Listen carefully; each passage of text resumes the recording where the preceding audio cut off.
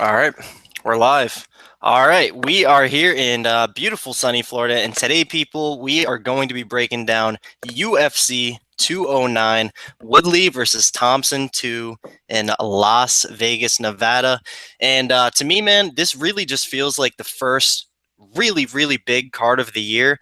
This isn't the first pay-per-view, obviously, but everyone was talking about how that pay-per-view was a little lackluster, wasn't the greatest card in the world, but man, this is just full of fun, man. Obviously, the top two fights is what everyone's talking about. Just amazing fights. And then even looking at the undercard, man, you got like David Teymur, Lando Vanata, just awesome fight. You got really legit prospects like Mirsad Bektic and Paul Craig, Albert Morales. Just tons of fun on this card. But as you can see, I am joined by two guys I'm super excited to break down these fights with. Of course, if you watched these before, you noticed Kyle Rockstar Z, my man. And now joining us here for the first time, we got a man I'm so excited to talk about, a guy who I really look up to this guy's work. We got Dan Tom here, man, the MMA analyst. Guys, what's going on? And thanks for joining me. Not too much, Kelton. It's always good to come on here and talk some fights with you, man.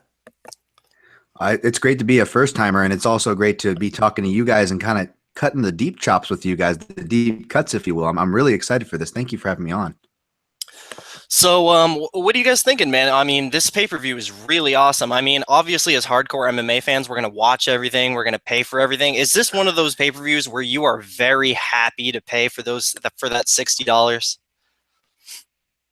For sure. Like the top two, like you said, Kelton, are just absolute fire. But then there's also a few sneaky fights on here, including Overeem versus Hunt. I don't know why that's really the pay-per-view opener. I thought that should be higher up, but regardless. And then you got Yuri Alcantara on the undercard. You got a lot of sneaky good fighters on this card. So it's going to be fun to watch, and I think it's got some good betting opportunity as well. Yeah, I agree. It's got that kind of name value that we've been asking for. I mean, whether the cards have been hit like a UFC 206 or a miss like a 208. Both of those kind of in the equation lack the name value, and you've got name value, you've got a title on the line, and although there's a lot of criticism of the interim title, I don't even think people are thinking about the interim title because that match involves two of the most technically dominant guys in the most arguably exciting deep division, Khabib versus Tony, and like Z said, there are treasures and gems, whether it's guys like Alcantara or just potential fights that are going to have action on it, like Craig and Pedro. So I mean, there's a lot to like from all the perspectives here. Also, really love this card from a betting perspective. Of course, coming off last card, I did have my first losing night of 2017. I did lose 4.3 units on that card there. The Carla Esparza decision really stung me. Travis Brown was looking real good, then got caught. So looking to bounce back here, man, and I do love this card from betting perspective. But we are going to start off with the first fight of the night here. And a fight I think is an awesome way to start off this card with. We got Albert Morales minus 135 taking on Andre Sukumthoth plus 115. Hopefully I didn't butcher that. I believe that's the correct pronunciation. But I'll start off with this, man. Like I said, just a great fight to start off the card with. Two action fighters who really always come looking for the finish. And to me, this is a very close fight on paper. I was very high on Albert Morales from the beginning. I actually bet on him against Alejandro Perez in his debut. I feel like he got robbed. I feel like he definitely won 2 of those 3 rounds. And then obviously Perez with the point deduction, but is what it is.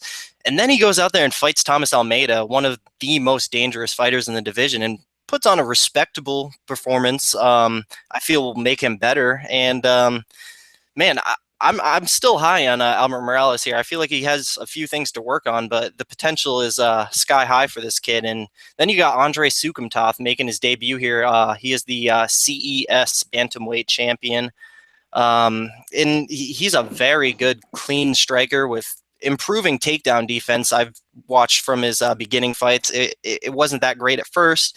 He's definitely improved on it a lot. He's a guy that definitely deserves that UFC debut chance, unlike someone later in the card I'll get to later on. But this matchup, very close. I do think Andre is the cleaner striker with lethal finishing capabilities. But Albert is the more well-rounded guy. He's got a very good sneaky submission game. A lot of people forget he came super close to choking out Thomas Almeida there. To me, it's just a matter of whether Albert comes out and wants a war like he does in a lot of his fights, or if he comes out in a smart game plan.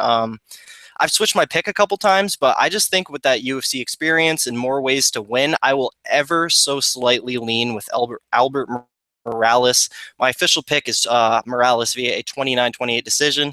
Betting wise, I'm passing on either guy, but I do have play on the over 1.5 rounds. I was not necessarily shocked that it was set at over 1.5 rounds, but I do like that over a lot just because Andre is a guy who has never been finished, and Albert Morales is a guy who can take a punch.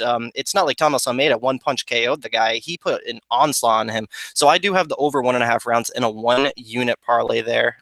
Dan, what do you think of this fight? Man, I agree with you. I like the evolution, and I'm going to mispronounce his last name, and the gentleman from the Black Zillions. But what worries me is a lot of these guys from Black Zillions kind of are splitting right now. You've got some going to Combat Club, and some going to, I believe, not CSA, CES. No, that's an organization. But yeah, there was kind of a split there, and we haven't seen anything that's going to say but the split can't be good either way. I do like the progressions that he's made toward grappling, although against Albert Morales, I'm not sure he's going to be needing to defend all that many takedowns, but he will need to, put a stamp on the aggression, which is why I'm kind of with you on this. I think Albert Morales is going to win. And, if you put these guys kind of aggression and their sensibilities from, Morales is the way he'll plant and hook to the way, his opponent will plant and throw knees and look to intercept. I mean, there's a lot of action that's written on this fight to where like if these guys were like heavyweights, I would start looking at like props like this fight doesn't go the distance, but obviously these guys are lighter weights. Obviously, like you were saying, even though Morales was stopped, these guys are both very durable guys. Whether it's been in short firefights like Morales or the longer fights that we've seen. Sukumthoth. I'm going to terrorize his name. Morales' opponent go through, but yeah, I'm siding with Morales here. I'm staying away from this one for plays. Again, you've got a debutant, which is kind of a stay away. And although Morales isn't a debutant, this is what his third fight. He doesn't have a lot of not just fights in total. He's one of those guys who like doesn't have a lot of experience. So it's really interesting to watch him, like these guys like Ngannou or Elias Theodorou who kind of pick it up and they're kind of forced into the big show fast. So this is a sit back and watch, guys, but I'm more with you. I see more of a 29-28, a close contested decision going in Morales' favor due to his aggression and his volume and forward pressure. Z? Yeah, Morales really impressed me in his debut. A strange blend of like patience and technical striking, able to pick apart a guy from the outside. But then if the fight gets heated, he's there to throw down. He'll bite down on his mouthpiece and exchange. So very interesting dynamic there. As far as how the fight plays out, I think this is just going to be a nice technical Muay Thai in a cage type fight. You did allude to Albert's perhaps advantage in the grappling aspect, but I think he prefers to strike. So Andre Sukumthoth is going to oblige him in that regard. And I just think they're going to throw down. It's going to be a great opener, curtain jerker. I ever so slightly actually lean with Andre as far as the striking is concerned, but I don't think the line is really juicy enough for me to pull the trigger on a bet. So I guess for, argument's sake or for the sake of the conversation, I'll pick Andre, but I think it's going to be a really fun fight to watch. And one other caveat in this fight is Albert fought Thomas only like 3.5 months ago. So I still would rather see him take more time off. Even though he wasn't starched out cold, he did take, kind of a prolonged beating in that fight. So I always like to see fighters take more time off, but it doesn't mean he can't win. We did see Bilal Muhammad beat my boy Randy Brown very recently after getting starched cold. So it's not always the case, but still, as far as a long-term trend, I like to see guys take more time off. But yeah, I think it's going to be a nice technical Muay Thai fight in a cage, and I'll lean slightly with Sukumthoth. All good stuff there, guys. So moving on to the next fight, we got Amanda Bobby Cooper -120 taking on the debutant Cynthia Calvillo, who trains out of Team Alpha Male +100. Z, I'll start with you on this one, my man. Oh no, I haven't looked into this fight at all. I'm not gonna lie to you, but as far as I'm concerned, with female fighters at this point, the divisions are still so new that I think most fights should be a pick'em like this one is, because it's so hard to get a read on how good a girl really is. We've seen lots of big dogs come through in the first couple of years that the female divisions have been around. So it's for me as a bettor, it's just like always dog or pass in my opinion. Like I said, it's so hard to get a read on like if a girl's really good or if she's just been beating girls who are not that good. So, but I'll be honest, I haven't looked into the tape yet. I'm not too tempted to bet them, just because there's no real big plus money to be had. So you can probably enlighten the viewers more than I can. Dan?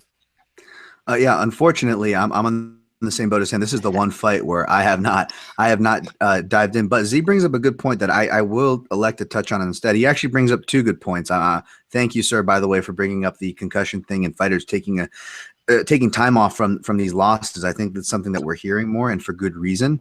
But about this fight, the reason why the swings are so heavy, like I like to say, is because I think like kind of like what Z said, is the sample size is lacking. So your traditional bad matchups or good matchups, it doesn't really abide by the same rules. For example, I was brutally reminded of this and brutally reminded of why I don't bet women fights with last week's Carlos Barzaranda Marcos, where happy for Marcos and all that, and I'm not one of these people saying robbery or anything like that, but it's just one of those examples that you can have a girl come in and not even look terrible, but another girl, come in and look good, and it's a much closer fight. Where I will compare these to heavyweight fights.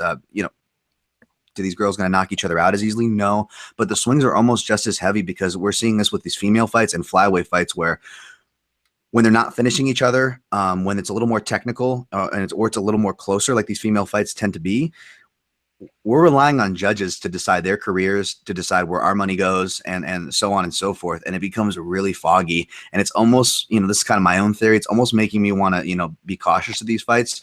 So I would I'm picking Bobby Cooper because I picked her in her previous fights. And the reason why I picked Bobby Cooper is because a big factor that I think does, despite all that saying the swings is unpredictable, one thing that I do think that holds pretty firm with female fights is activity and volume and durability. So if someone is durable and they have volume, we can see them go pretty darn far in the female divisions. And I'm sure a couple names might be popping in your head right now when I say that. And for that reason, Bobby Cooper definitely has that. I don't know what her ceiling is. She's training at a place in Michigan, and I'm not dissing on Michigan. They could have some really great training camps there. I just don't know a lot about it. And I definitely don't know a lot about Cynthia Carvalho is her opponent, I believe. Yet Team Alpha Male, but I have not been able to really dive into footage, and I will do so. I will be doing so before I publish my article later this week. But with 3 fights, guys, I'm not sure what that's going to tell even me, diving into that multiple times. So I would suggest kind of staying away. What's your opinion on it, Kelton? So I did a little bit more research than you guys did. I'm not going to act like I did a ton here, but for a low-level strawweight fight, I actually kind of like this fight, and I'm somewhat interested. This isn't the first time I've actually researched Calvillo. I did for my LFA 1 breakdown where she beat Montana Stewart, and I even picked Calvillo there. She's good. She's got some really good qualities. She really comes off as a fighter. She fights like a real fighter, comes out of a good camp. Got some damn good grappling, has a really good mindset. Of course, what I always do in most of my breakdowns, shout out to James Lynch. Go watch her interview with James Lynch. Really, really cool chick. Great mind for the fight game. And actually, she is the only woman to defeat Aspen Ladd, who is a 135-pound prospect who fights in Invicta. Only woman who has beaten Aspen Ladd. So that's just, that's just impressive stuff right there. Amanda Cooper, I would say she's slightly less skilled than Calvillo, but isn't the worst strawweight by any means. She's very gritty, had a good win last time out, showed a lot of toughness, and I just really see this being a grindy, really close split decision type fight where Calvillo, the slightly more skilled fighter, I think she's going to get it done here via points. My official pick is Calvillo via a 30-27 decision, but betting wise, it's a pass for me. Although I told myself I wrote it down. I would bet Calvillo at plus 130. The best I was offered was plus 120, and now with the lines going the other way. So this fight is just an all-around pass for me. Also considered the over, but I really can see a submission here. But moving on to the next fight, we got really, really awesome light heavyweight fight here. I mean, usually when you get unranked light heavyweight fights, it's just usually a big yawn, but these guys are awesome, man, and have tons of potential. We got Tyson Pedro minus 115 taking on Paul the Bear Jew Craig minus 105. And Dan, I will start with you on this one. Man, I'm excited. I think I actually might be flipping on this one. I came in just based on kind of, you know, the limited footage, by the way, leaning toward Tyson Pedro. And I believe, I'm not sure what the opener, I'm sure one of you guys probably have a better beat on what the opener was, but I want to say Pedro was favored slightly. And the line where I think they're minus 115 Pedro and minus 105 Craig right now on dimes, I want to say. But yeah, I came in leaning toward Pedro just based on the striking and the fact that he's got an ability to grapple, obviously, if you look at his record. But aside from that, I mean, he knows what to do when he's on top. He's not lost by any means, obviously. The thing is, you know, that's kind of where Craig makes his money. And, you know, I was a little I have a soft spot for, you know, for all the Scots, by the way. I love that country when I visited, love Scottish people. So I definitely got a soft spot for Craig. But, you know, I wasn't too impressed with the progressions, and maybe that's because, you know, he's splitting his time as a school teacher and other things like that. But I was watching him do mitts today in the gym because I wanted to see him and Mark Godbeer, who I'm sure we'll get to later. Yeah, man.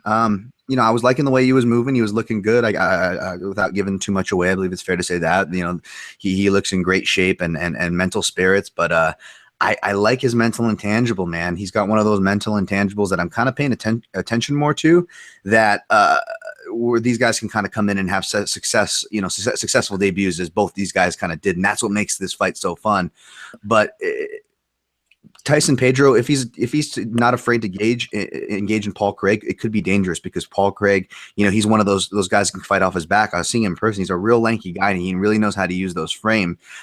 You know, that being said, being on bottom is a dangerous proposition. But I think what's swaying my pick toward Craig here is watching his stand up. And, you know, I'll have to kind of give another look through. It looks like he primarily fights from orthodox from the footage that I've seen on him.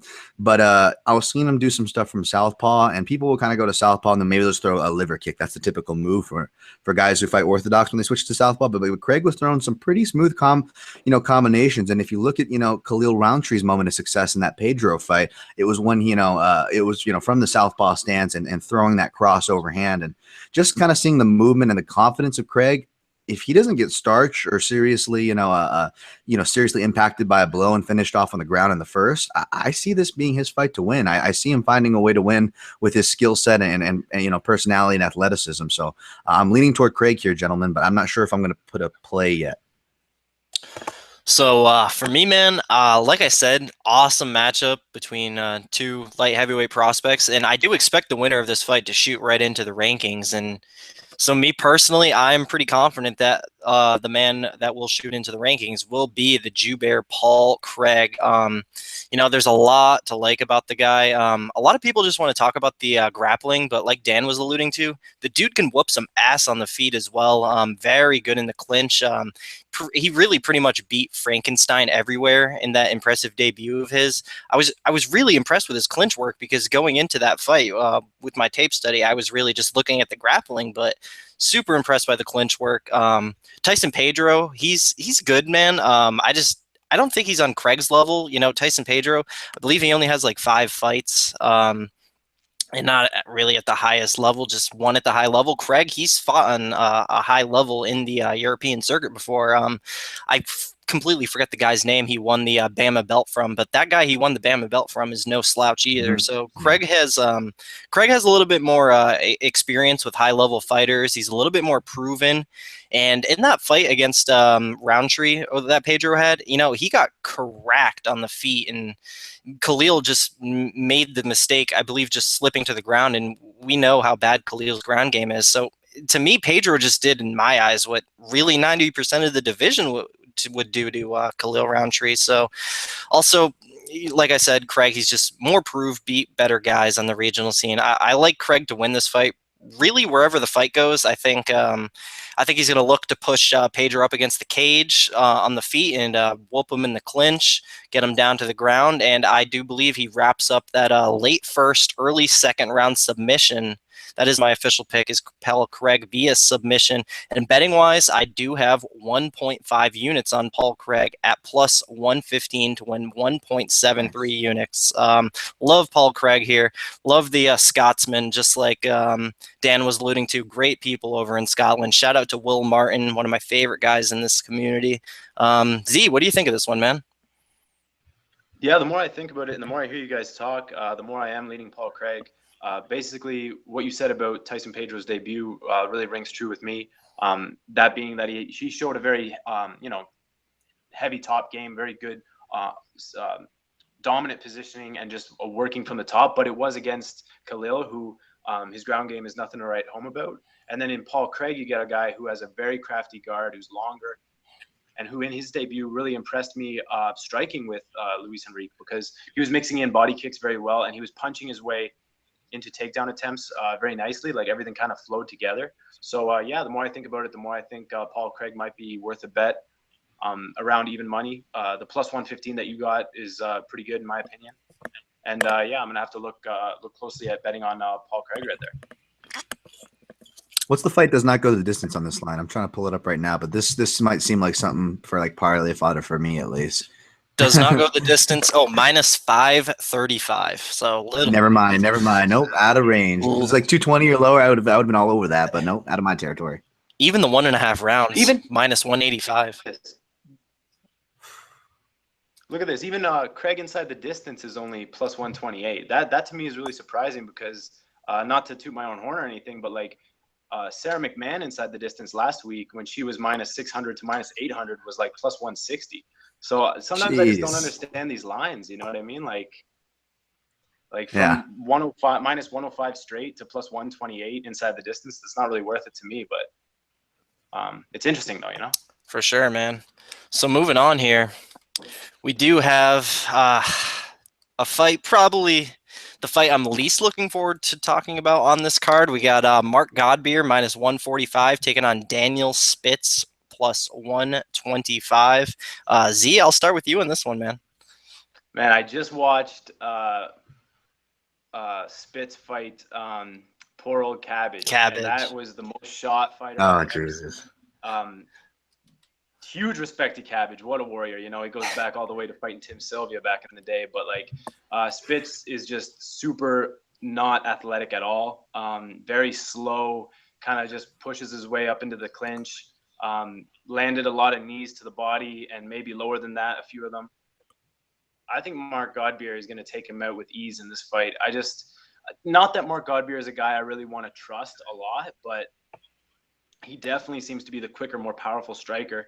And even in his first fight with Ledet, not only did Ledet surprise him by going for takedowns, you know, Ledet's a boxer, but the second one, I'm pretty sure he pulled guard on him. So it's not exactly like Spitz is going to be able to take him down with ease, is what I'm saying. So it's not, you know what I mean? It's not like I think Spitz can exploit him.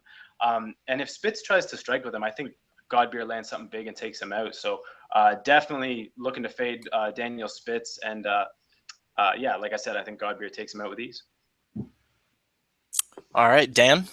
Yeah, Godbeer was another guy that I talked to today, and man, real genuinely good dude. And I hate saying that because it sounds really cliche. And someone like I've been, you know, whether it's even before working in media, just as a competitor and around Stream Couture, been around fighters. It's really not like a big deal to me. I don't talk, extend myself to them. I'm kind of just in the gym for business. And when I do talk to fighters, I don't know, maybe it's because I'm not like a fan. I don't really have high expectations, you know. So some people are disappointed when they speak to somebody, but there are certain people you speak to and you're like, that's a good dude. And him and Craig definitely came off that way, for whatever that's worth. But this is betting here, and that has no prevalence in it. That being said, I do like Mark Godbeer. His head seemed to be in the right place. He seemed he still seemed disappointed in his last performance to the point where he would bring it up and talking to him today, but it wasn't to the point where it's like that fighter who can't let go, where that loss bothered them and like, and you're like, ooh, is this person not over it before their step? It didn't ring anything like that, which was a good thing. It rung more like motivation, and he didn't really want to talk or dive too much into it because he's like, nope, just here to do business and making things right on Saturday. He seems really well prepared. He changed up his camp. He seemed very honest about where he was training before, that he was the hammer and he wasn't the nail, and he's moved around to make himself the nail. And I think like training guys like Paul Craig will be good, even though Craig's not physically imposing nor as big as him.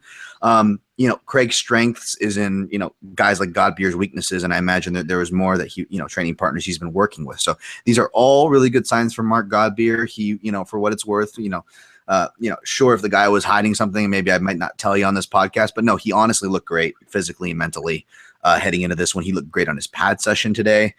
And, looking at Daniel Spitz, I was not impressed. I was not impressed either, Z. It's very like basic, like he's making smart decisions on the ground, like, okay, I'm going from a ride and I'm going to push him over from a double to get to his side control, clear the leg, settle in. Like, they're very smart moves, but they're not athletic. They're not fast. There's no smoothness as a transition. And he kind of lulls up in the clinch looking for body shots, which is weird. The guy emphasizes on body shots so much for, I believe he's a Rick Little guy, but that's that's just a subtle dig there, right? No, but I'm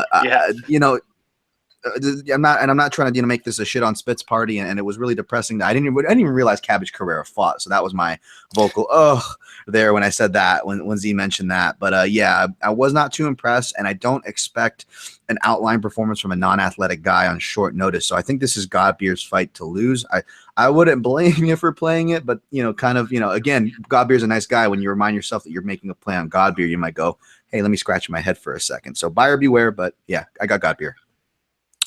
It might be fun if I can just jump in, Kelton. It might be fun to parlay Craig and Godbeer, since they're training together. They went out together. That's like plus 200, and that type of line. Ooh, look at that. I don't really want to lay the juice on Godbeer, but if you parlay them up, throw a unit on that, something might be there.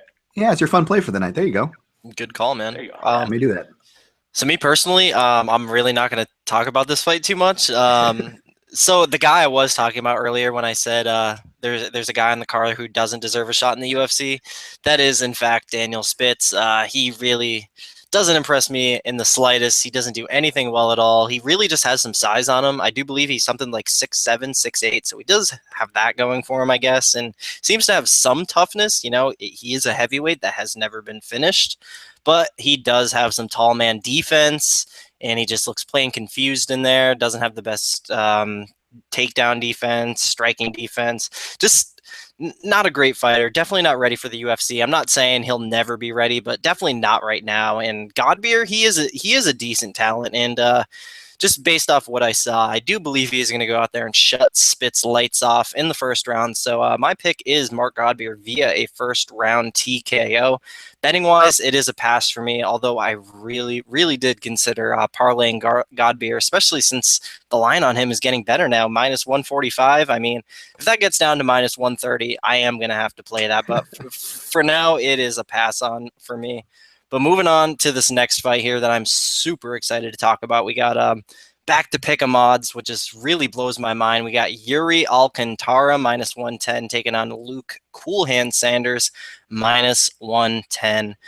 So here we go, man. This fight does, in fact, have my biggest bet of the card, and I am truly so happy with how close the lines were. So we got Luke Sanders making his sophomore appearance after that first round finish of Maximo Blanco, which, props to him. Very nice feather on the cap. Awesome debut. But looking at the fight, man, in my opinion and most other people's opinions that actually went back and watched the fight, Blanco was winning that fight, and he ended up getting caught and subbed because honestly, Blanco just is a wild guy who more often than not, he gets caught with shit, which, not taking anything away from Sanders. He did what he needed to do, but he was losing that fight and did show that he's not some world beater. He didn't really show me a whole lot, man. I mean, he had good speed on him, but really that's because he was fighting at 145 there, and he's a small 145er who's going to outspeed most guys there. And personally, I think that's where Luke Sanders should have stayed is the 145-pound division. I'm sure that 135-pound weight class must be a terrible cut for him. So he does have that first 135-pound cut that he's doing in quite a while. So there is that. Then you got the injury, and this will be his first fight in 13 months. It's just not a good look. And then on the other side, you do got Yuri Alcantara, who really just is a staple of the top 10 of the 135-pound division for it's got to be close to a decade now. He's been in the top 10 of the 135-pound division. Dude has been around for a very long time. Super well-rounded fighter, has great fight IQ. I just love Yuri. And he can really put a beat down on good guys. I mean, it is Brad Pickett his last time out, very close to retirement Brad Pickett, but he did exactly what he needed to do in very impressive fashion, did what he needed to do plus more to me. Also, he's never been stopped with strikes, and I believe Yuri's close to 50 fights now, and Sanders, he's saying he's going to go out there and KO Yuri Alcantara, and I say good luck, man. To me, the reason why the line is so close is hype. And everyone who's a sharp bettor is great at fading hype. Looking at Sanders, okay, he's 12-0, which is great, but Blanco is by far the best guy he's beaten, and he was losing that fight. People just see round one submission win and don't look much more into that. They see an undefeated record, they see an overrated debut, and it makes for some BS hype, in my opinion. I'm not trying to put down Sanders. He is a very good fighter, but I just think this is going to be too much for him too soon. I'm looking at Yuri to go in there and, maybe put Sanders on his ass. I like him to outstrike Sanders. I like him to maybe mix up takedowns, show off his superior BJJ. But honestly, I really just don't see a way for Sanders to win this fight. I don't think he has a puncher's chance. Like I said, Yuri's never been stopped with strikes in 50 fights. I don't think it happens here. He's not going to outstrike Yuri for 3 rounds. Yuri's much better at striking. And even if he does try to wrestle Yuri and grind him out, which probably is his best chance for victory, Yuri has the much better BJJ. So I love Yuri here. Official pick is 30-27 Yuri Alcantara decision. A finish wouldn't shock me, but betting wise, I do have my biggest play of the night, 3.5 units on Yuri at -110 to win 3.1 or 3.19 units. Z, what do you think of this one, man? I'm with you, buddy. I got 2 units. I actually got Yuri at +103 in Pinnacle. So nice. Very surprised at plus money beside Yuri Alcantara's name. As far as how the fight plays out, I think that body kick is there for Yuri all day here. Being a southpaw, throwing that long front kick to the body versus a guy like Luke Sanders who kind of squares up and keeps his hands a little far apart, I see that landing. I see the straight shots of Yuri landing. I love the distance for Yuri in this fight. Now, the only thing that gives me pause is these kind of compact wrestle boxers are the type of guys who give Yuri trouble if they can grind him out. But really, it's, Jimmy Rivera, who's phenomenal. It's Uriah Faber, and it's Frankie Saenz on his best day and on Yuri's worst day. So really, I just don't think Luke is up to par with those guys. And I love the plus money for Yuri. He's one of my favorite fighters. Just gonna say it. I just love, like you said, his BJJ off his back. The submission against Brad Pickett was phenomenal. The dynamic striking in that fight was phenomenal. He's got very heavy hips. He's hard to take down. And I think the length is really going to play a factor here.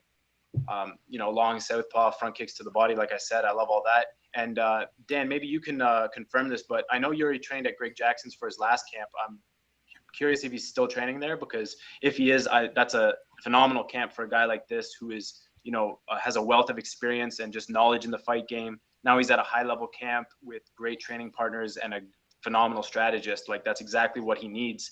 And yeah, I can't believe the line was plus money for Yuri, so I took a 2-unit shot, plus 103. I think he gets it done. And I think he gets it done inside the distance, if I'm being honest. I think he's going to hurt him to the body. I think he can ding him up. That spinning elbow was so crafty and so vicious. And it's nice to see Yuri adding things into his game, even at 36 years of age. So, if it's by knockout or submission, I think he gets Luke Sanders out of there and hands him his first loss.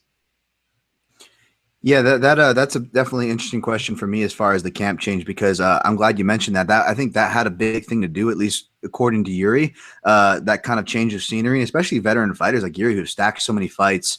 That can be it didn't matter that it was Greg Jackson. It's just the fact that they're wanting to change a camp is a good sign. Whereas camp changes can kind of be flags for other people, like developing fighters, young fighters who haven't really set their style and they're jumping around camps. That can be troublesome. We've all seen that, right? But when you've got a guy like Yuri doing it, I like it because it's like, oh, cool. He doesn't have, maybe this doesn't fit because he actually got off the island, but BJ Penn syndrome where I'm going to stay on the island and just train myself. I know everything. I'm good. So that's something that I'm definitely going to follow up on because I don't think anything came up in my original. A lot of times when I outline these fights, like about at least a week out. And when I'm outlining, writing all my basic information, I'll also go through all the fighters' social media. And that's kind of when I'll track their camps. Obviously the Brazilians or these foreign guys, they're all not on like Instagrams that make it like super easy to go look where they're at. So I got to go look back at my notes to see where he's at. But that's a good question. I am with you guys on Yuri, and I am with you guys that I was very surprised to see this line. I thought he would have been a bigger favorite. But let me present a little different angle here on why I think the line is the way it is, and my angle on how I might be playing this fight. Because the minus 110 is tempting. Man, that was a great pinnacle that you're able to get, plus 105. I would have just taken that straight up in a heartbeat, no question. But I think the reason why it's a little bit closer because you look at Luke Sanders, and he is a southpaw versus southpaw matchup, and southpaw versus southpaw matchups are tricky. And usually I'll have a stat on if it's like a part of my main card in-depth breakdown, where one of the stats I like to do is if a guy's been like, this guy has been dropped 5 out of 9 in the last fights, or this guy is 2-3 against UFC southpaws. Because I stats can be misleading, but I feel it's an important one because as a southpaw myself, the strikes don't line up like you think they would. Everything should be lining up on paper when you have a southpaw versus southpaw matchup. So yes, his kicks and his punches and stuff should land better, but the distances are all different, and that's what worries me. Now, I'm a big fan of Alcantara, but the one knock on Alcantara is volume. So my worry on this fight, even though he has an on-paper edge against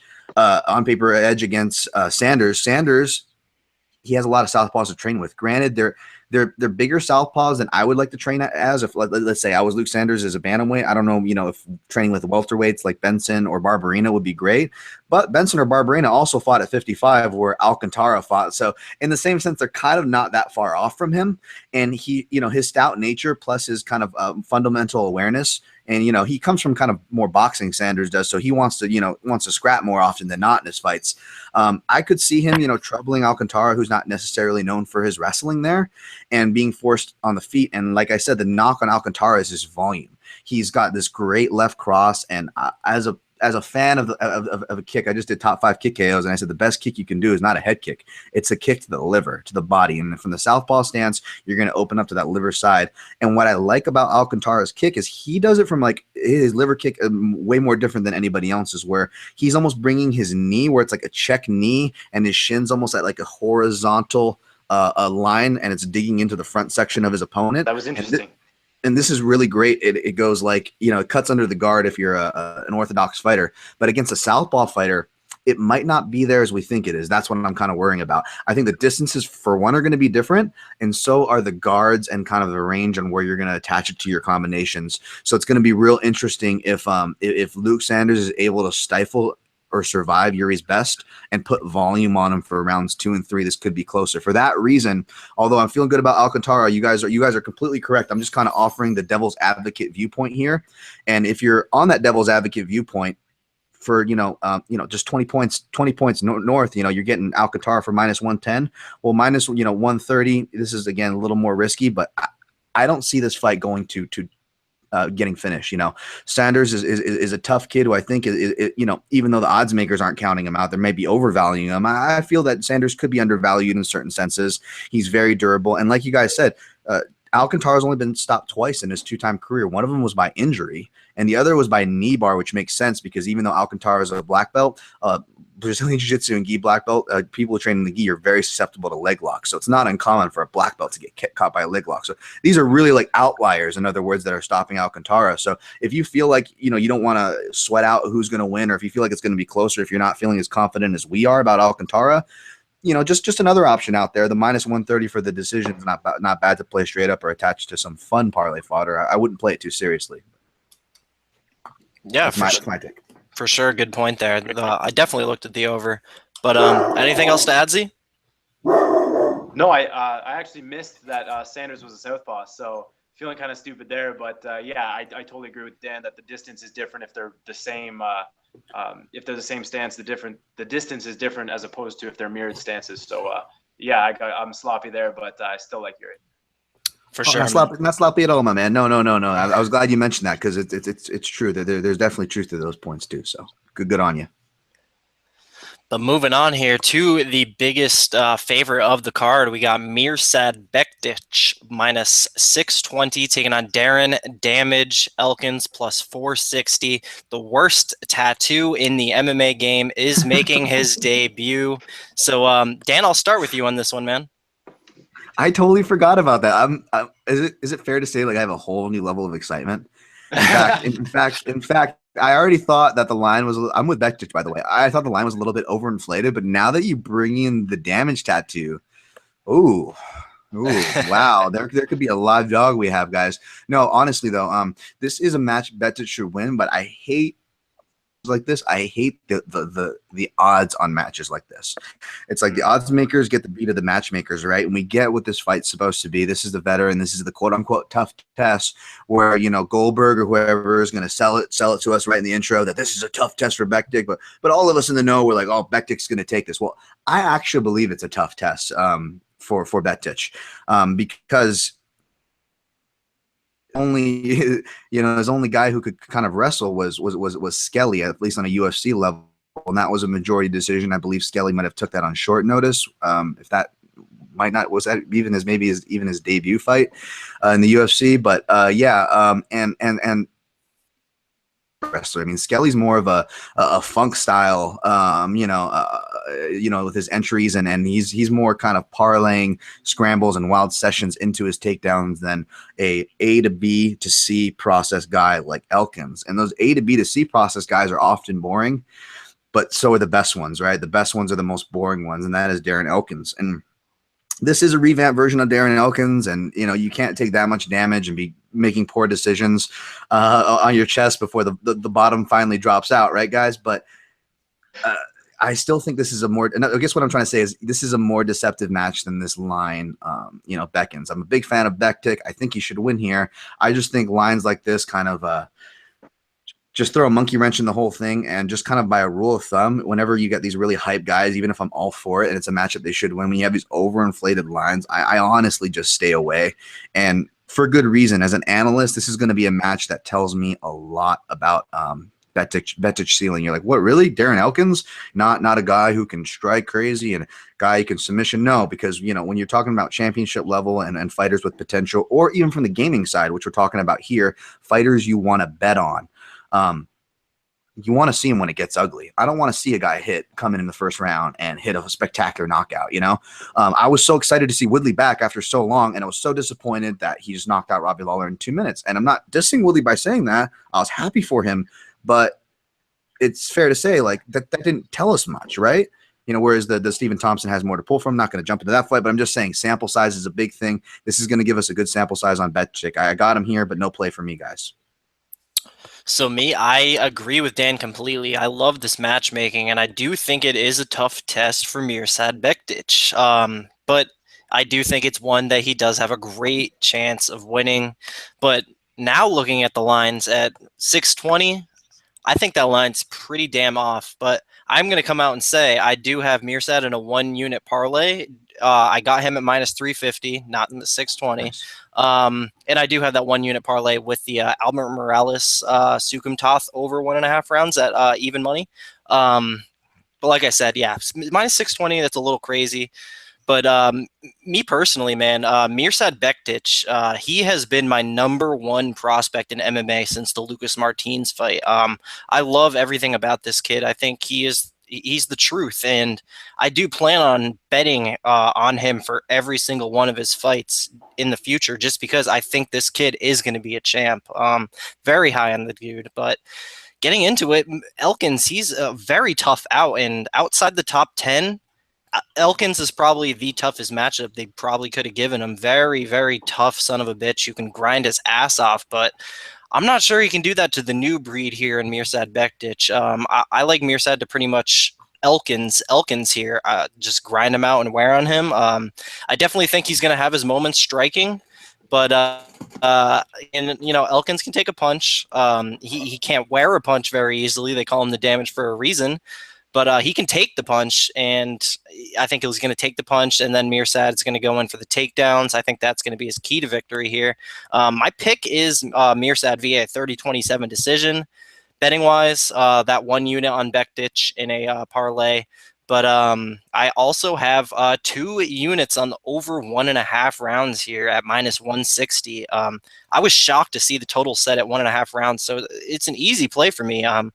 The only chance I see this fight ending in a finish is not in the early rounds. It is Mirsad Bektic pretty much grinding Elkins out, just making it to where he pretty much just can't take a beating anymore.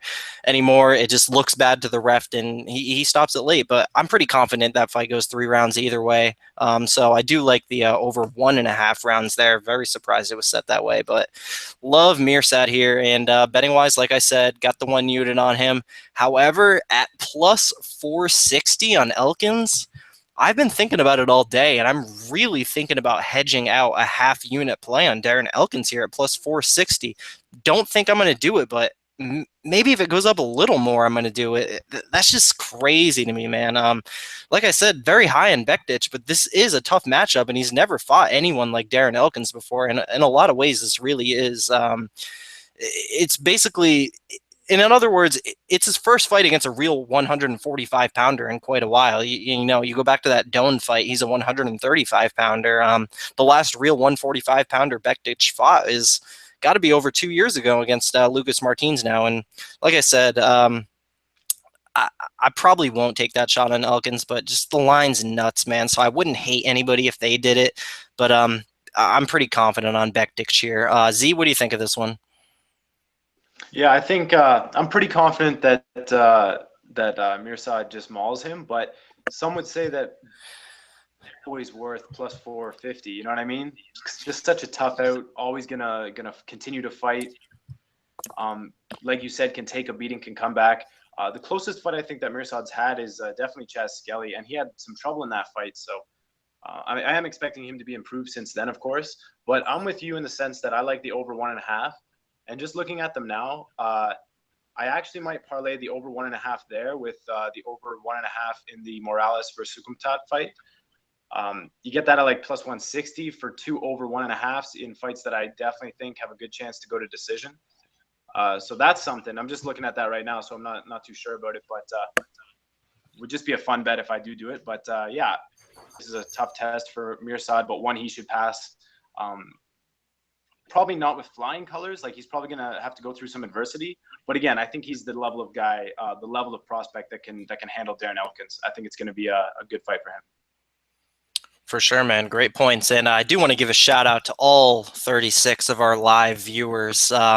Biggest numbers we've had live. So big shout out to all you savages out there. Glad you're here talking fights with us. So moving on to the featured prelim bout of the evening. We got Marcin Tybura minus 150 taking on Luis Henrique plus 130. Z, I will start with you on this one. This man, Luis Henrique, is just the growing heavyweight. He just gets bigger and bigger every time he steps in there. And it's so tough for me to tell because when he fought Ngannou, he was having success taking Ngannou down, and Ngannou couldn't get back up. The ref was standing them up. That was because Ngannou had no wrestling at that point, and then his wrestling improved, or if it's because Luis Henrique actually has really good wrestling. You know, it's tough to tell because in doing the tape study and looking at Ngannou's fights, it was like he learned how to stuff a takedown in a few months. You know what I mean? Going from his Henrique fight to his next one. That said, Marcin Tybura should be much more fluid on the feet, probably has a better ground game if it hits the mat. So I agree with the line. I agree with a slight lean to Tybura. But if Henrique just comes in here and just kind of blankets him, pushes him up, bullies him, it might be worth a poke. It's not juicy enough for me to really try. So basically what I'm saying is I agree with the line. I find it an interesting matchup because Henrique has the wrestling advantage, and then Tybura has the fight everywhere else. So I'm not exactly sure how that's going to play out, but definitely I love the heavyweight division now. I love how we have this generation of legends, and now there's a bunch of like prospects that have come into it, and these two guys are definitely prospects in the heavyweight division right now. So it's a very interesting and exciting matchup, in my opinion. Dan? Yeah, it's funny. I'm glad Z brought up with the wrestling because it's hard to get a beat. I always beat the horn of sample size. It's something that I always kind of pound on. But that's a perfect example of obscure sample sizes there because, Henrique growing heavyweight, and there's no insinuation there when he says that because the dude's 23. I mean, the guy is literally growing not just in physicalness but in skills. So trying to decipher what skills were present, what are growing, what have a faster learning curve. We don't have any of these answers yet with Luis Henrique, who shares like the name with like 3 other guys in this organization right now with that same name, right? That's the big question here. And could he get Tybura down? Yes, but I've seen Tybura in grappling, MMA, and even like I don't know if it was like non-sanctioned MMA or just like not recorded. Like he's got a match where he fucks up Daniel Omelanchuk on a basketball court and stops him. That is Tybura. And like the dude's got heavy hands, and I don't want to call him a poor man's Fedor, but he reminds me of let's just say a hobbyist Fedor. I don't know if that makes sense, but maybe that's a step above poor man's Fedor because, not just because he's round, but he moves deceptively well. I mean, he won't panic when he's on bottom. He knows how to fight hands and wrists and will actually like swim and take it back from there, maybe not as eloquently as, BJ Penn did to Matt Hughes in their second fight, UFC 68 or anything like crazy like that. But for a heavyweight, the dude moves and scrambles well. So even though it's really hard to get a beat, it's more easy for me to understand wrestling styles that I've worked with or grew up with or I'm familiar with, American folk, catch wrestling and so forth. But these wrestlers from Brazil, which Henrique is a Brazilian wrestling champion, is a little harder to get a beat. They don't do the same traditional tropes that wrestlers do. But what I have seen him do and what one of the biggest tropes all wrestlers do is they turtle out the stand. I'm a big fan of turtling out the stand.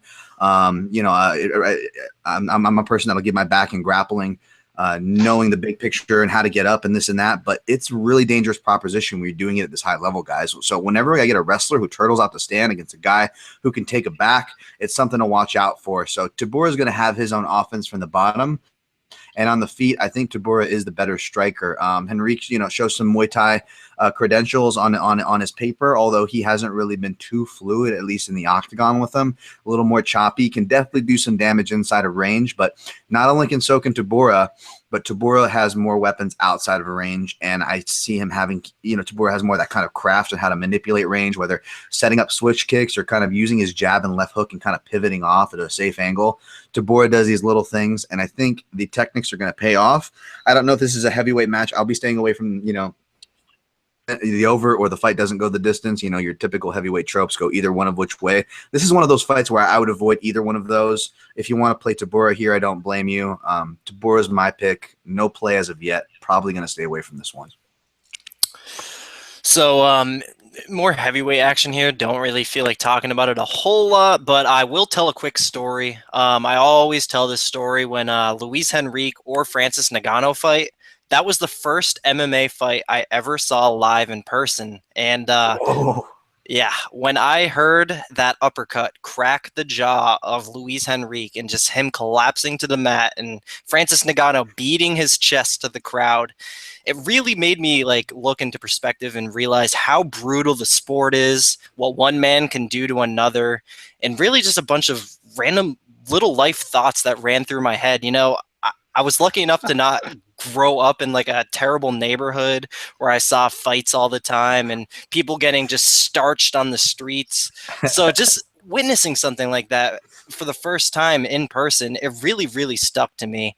And here in this fight, man, I think Luis Henrique is about to take another KO loss.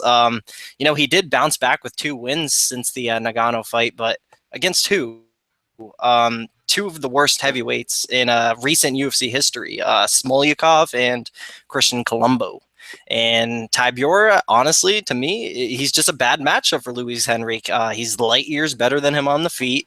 I don't see him taking Tybura down, although that is his best path to victory. Tybura was defending takedowns from Tim Johnson with defending takedowns from Tim Johnson pretty damn impressively. So I think Tim Johnson is a guy that's better than Luis Henrique. And important to note, I do think Luis Henrique is making improvements, and he does have a solid future in the UFC. I just love Marcin Tybura here. I think he's going to go out there, defend takedowns, and shut the Brazilians' lights off. My official pick is Marcin Tybura, second-round TKO. And betting-wise, I do have 1 unit on Marcin Tybura and a parlay with someone later in the card. But moving on here to the pay-per-view, we got another heavyweight fight. We got Alistair, the Overeem, minus 145, taking on Mark, the Super Samoan Hunt, plus 125. I'm going to start out with this one, man. So this one, we got a rematch here. I believe their first fight was in Dream. Alistair Overeem submitted Mark Hunt, but obviously very long time ago. Both guys just in massively different places. Obviously, we got Overeem coming off the title loss. Where's his head at now? Does he still want the title after losing that fight against Stipe? Where he didn't look terrible in that fight. He had his moments, but the chin simply just didn't hold up. And we got Mark Hunt, who's coming off all kinds of controversy from that Brock Lesnar fight. Where's his head at? So just very tough fight to get a read on. But I feel like this is a fight Reem should for sure win. It's just, can his chin be trusted against the hardest hitter in the division?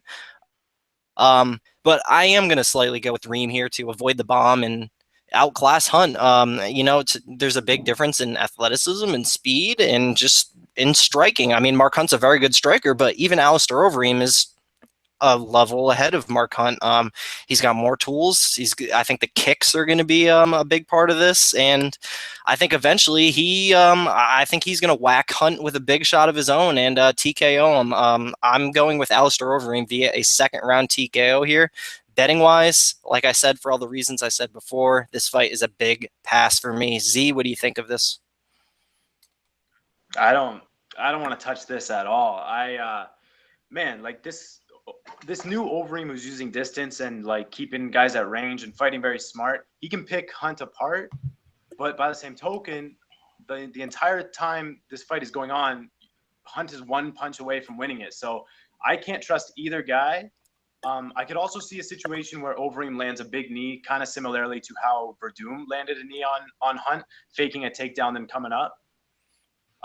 But man, I just, as a gambler, like I love watching this fight. I'm going to be excited to watch it, but I don't want my money anywhere near this fight.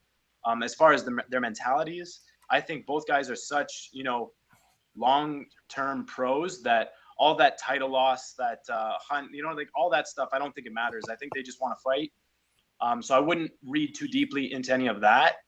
But stylistically, like I said, I think they're equally as good strikers. Yes, Overeem is more dynamic. He has more tools on the feet, but Hunt doesn't need a lot of tools when his hands get it done majority of the time.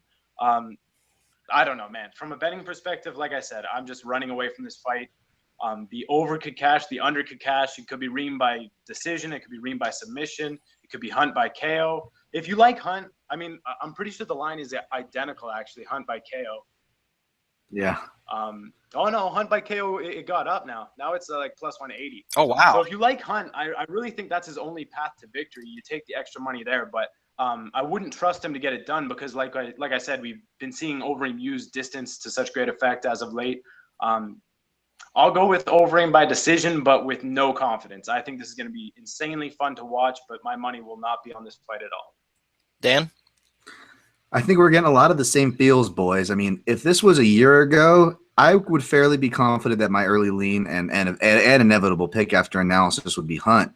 Now, if this was 2 years ago, I feel that there'd be a lot more people on my side saying, "Yeah, Dan, this is definitely Hunt," but it's not. And there's a lot of tricky stuff here. I mean, just look at the finishing, or not just the finishing, but just the by method of victory on the props at 5 dimes right now.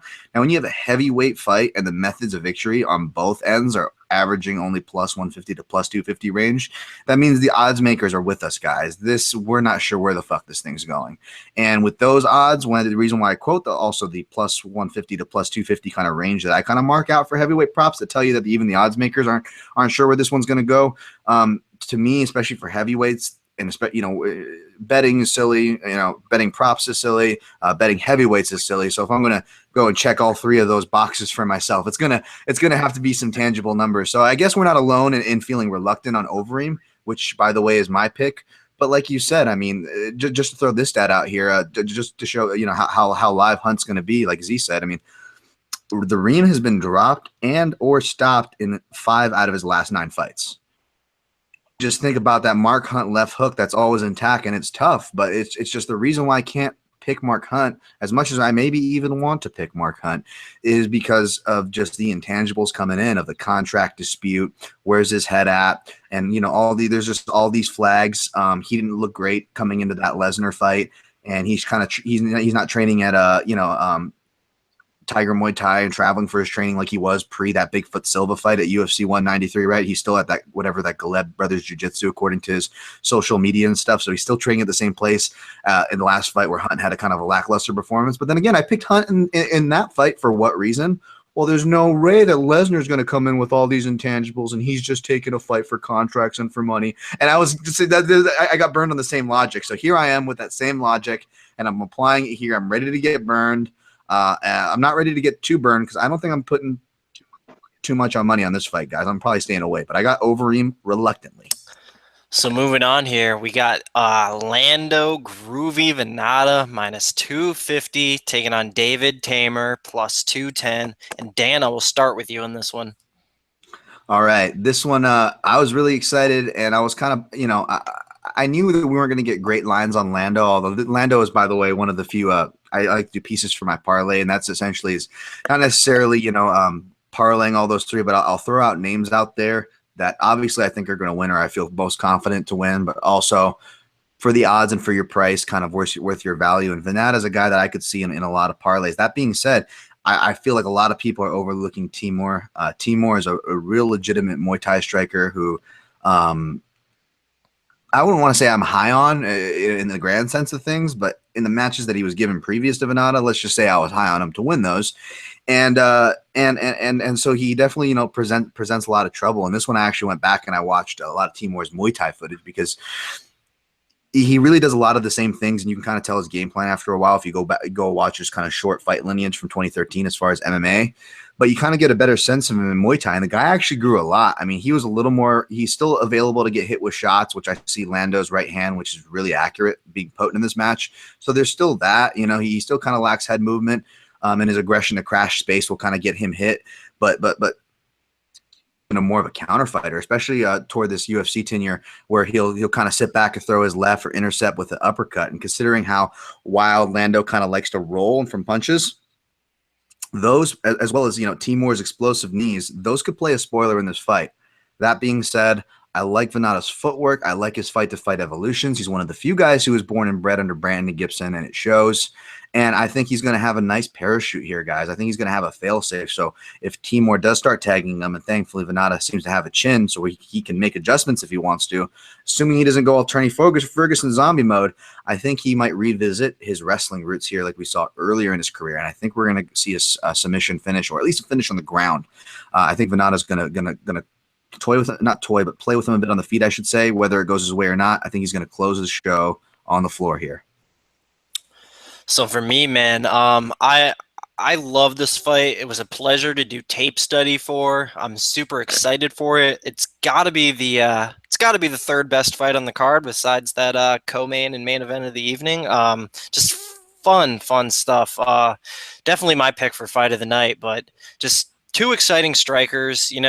We always know we're going to get something special with Lando fights. The guy is really something else, and this would seriously be a huge win for him. When it comes to the matchup, I really think Teymur, he's only got the advantage in striking. He's super damn sharp, really one of the best in the division.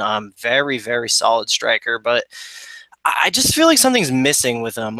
When it comes to the total package, something's missing with Teymur. I'm not sure I can just put my head on it, but Lando, on the other hand, he does come off to me as the total package. You know, he's got more tools here. I think he could put his grappling into play against Teymur here. He's used his grappling in the past on the regional scene.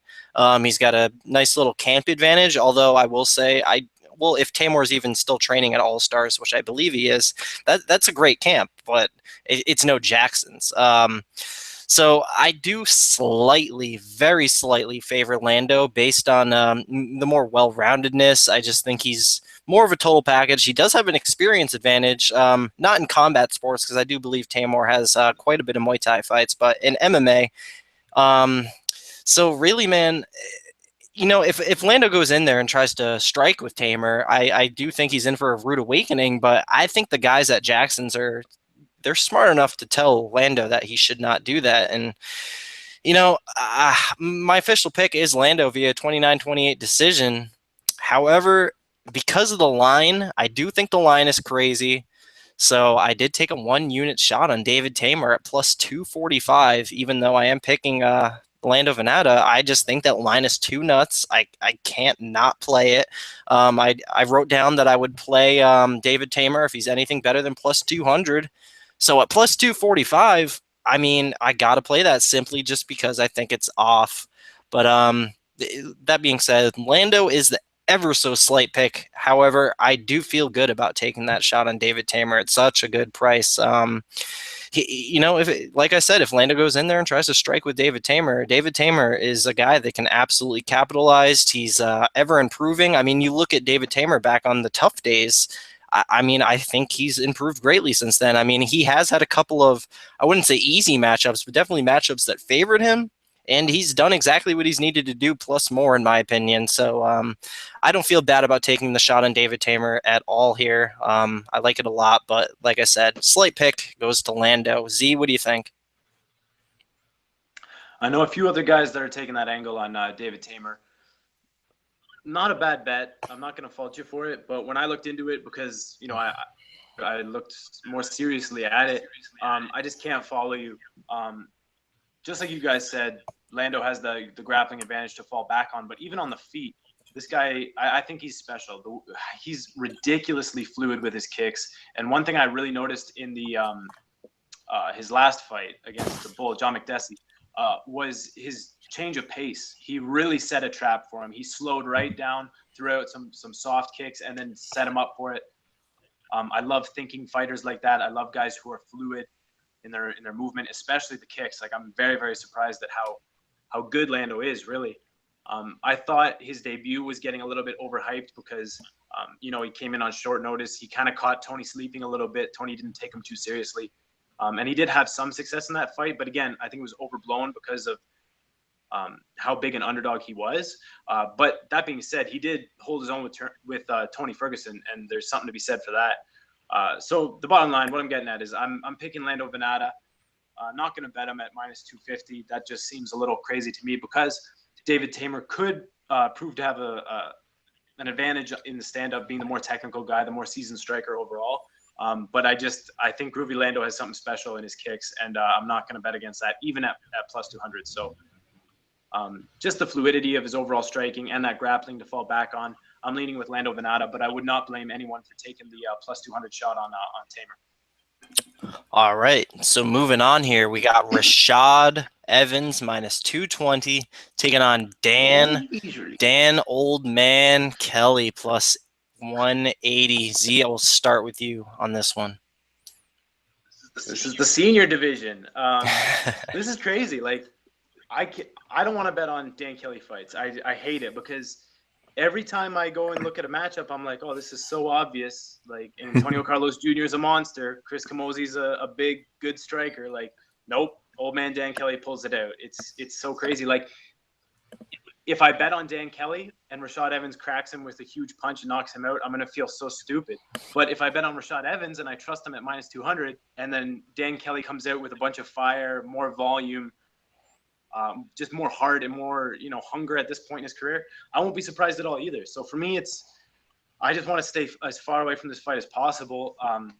I honestly can't fault anybody for trying the what are we at now? Plus 190 in Pinnacle, Dan Kelly. I don't fault you on that because I'm sure Dan Kelly fans have made money on his plus money in the past. So it's like you're basically free rolling, I guess. But at the end of the day, like, this is still Rashad Evans. This is the former light heavyweight champ at 185 now. So who knows? Of course, a long-term trend is I don't like guys later in their career changing a weight class like that. I feel like they're looking for something. They're trying to get something back, and that's a bad look. But maybe Rashad comes in tremendous shape. Maybe his cardio is better. Maybe he's lighter. Maybe he can move quicker. Who knows, really, in this fight? Who knows? I'll pick Rashad Evans because it looks so obvious to me. But every Dan Kelly fight looks obvious, and I'm usually wrong. So as far as the bet's concerned, easy pass. I'll pick Rashad Evans by knockout round 1. Dan? Man, this is a fight where I don't blame anybody for like running the complete opposite way, because that, I think, in my summary that I'll be releasing for this breakdown, that's essentially my suggestion, because I initially came in favoring the man who's rightfully favored, Rashad Evans, but I switched my pick, and I will stand by it, even though I'm saying to run away. I'm standing by my pick here. I got Dan Kelly, and I'm with you. I've been burned by Mr. Kelly the last 3 times, particular because not only did I bet against Mr. Kelly the last 3 times, but I placed his opponents that I was so confident they were going to win. When I just said recommended pieces for parlays. Yeah, all 3 of last Dan Kelly's opponents I recommended because I was so sure. I said the biggest threat to these bets, okay, here's the biggest threat to this bet, is Dan Kelly's knee blowing out and him not making it to the octagon. Like, that's the only way these bets don't cash. Like, that's how I felt. And I'm sure we all felt that. Like, okay, bottom's going to drop out. Better get us Kelly. And he gets this wrong. And I'm a guy who loves old guys. I love, like, the judokas. I love underdogs. I should be all – I'm a fan of Dan Kelly. So I should have picked him, but I didn't. This time I am, and not because of that, mind you, but there's actual good facts behind this. And here's what tipped me. Rashad actually is looking lighter. He's looking great. He looks amazing on the pads and all these things. And if I went judging by his Instagram account, man, that old Dan Tom's going to come back and say, bet the bank against Kelly. There's no way he's last against this phenom, this or that. But Rashad Evans is only 2 years younger. And it's just so weird watching his career because when you go back, and I watched his early footage, I went back and watched his stuff from Tough 2 for this tape study, which I have before, although I didn't need to before, and I certainly didn't need to for this fight, but I did anyways because I'm a nut. And what I did notice, I'm like, man, Rashad could wrestle so – I forget how good he could wrestle back then and chain and do all these things. And if that Rashad shows up, even that Rashad not having the striking, not having the knockouts under his belt from Salmon, I think that Rashad beats this Kelly, okay? Like, seeing – any confident version of Rashad for quite some time. His last quality of win was against a defeated Chael Sonnen, and we can, with Chael's credit, with Chael's history, we can kind of look back on that fight and say a defeated Chael Sonnen he went in there with, and before that, what was it, barely a split decision against one of the stupidest matchmaking of all time, in my opinion, Dan Henderson versus Rashad Evans. What the hell did that do at the time? That's another tangent for another day. Anyways, we haven't seen Rashad look great. And, his corner's trying to give him confidence. Even when he'd have a good round against Dan Henderson, he was able to rock him. What did his corner, they're trying to uplift him because Rashad looked dejected. He looked dejected after his last couple fights too. And I don't like that. I don't like betting a guy that's trying to kind of like, as he said, a guy trying to come back and rekindle what is clearly gone. And say what you will about Dan Kelly and his walking gait. The guy shows up to fight. And furthermore, he has a really underrated stand-up. I know I'm tangenting here, but Dan Kelly throws a really good left hand. And going back all the way to Rashad's career, the left hand has been the common culprit because he slips so heavily to his left, he comes back to his right, which coming back to your right is coming into your opponent's left. That's why I said that left hook is going to ice him against Glover, and it did in the first round. And I don't know if he's going to ice him like Glover, but all Dan Kelly does is need to hit him once, stun him, and take away that confidence. That's really all he needs to do, because if Dan Kelly gets out of the first round, I see him winning this fight. If it's a decision, I have a trouble, seeing Rashad win from counterfighting and finding his confidence back. And even if he does find his confidence back, if he doesn't get the knockout, we're going to be relying on judges to score a counterfighter who's not throwing volume against a guy who's pressuring, who probably is going to be unsuccessful with most of his takedowns against Rashad, but he will be pressuring, he will be hitting Rashad. And so if this fight ends in a submission or a decision, it's Kelly. If it ends in a KO, it's probably Rashad, but could still be Kelly. So when you kind of look at it from that aspect, my decision changed. I got Dan Kelly here. Sorry for the tangent. All good, man. All great stuff. But me personally, I like Rashad Evans here, and I have no problem betting on Rashad Evans. So first off, just a super strange fight. Just seems like obviously the weirdest fight on the card. But it seems like UFC cards nowadays, you just need one fight like this where it's so strange. I want to use the word taboo, but I don't think that's right. It's just an odd fight to me, but it's intriguing, and it's intriguing in a lot of ways. I feel like this is a fight that like bookies would make. Like you take a guy like Rashad Evans, who's so much better against a guy like Dan Kelly, who pulls off constant upset victories. So you take the guy like Rashad Evans, you put a good big number on him, and they try to get people to bet on Dan Kelly just because he's a guy that pulls off constant upset victories. But man, I really like Rashad Evans here, man. I mean, he's so much more proved. His technique is so much more proved. The guy is just better for me. I mean, yes, obviously he has gone through a lot in the past few years, hasn't picked up a win in quite a while. He's not the same guy, but I do think I think this is his fight to come back into the game here. So getting into it, I mean, you got Rashad. He's going down to 185 here, which I think that is his natural weight class.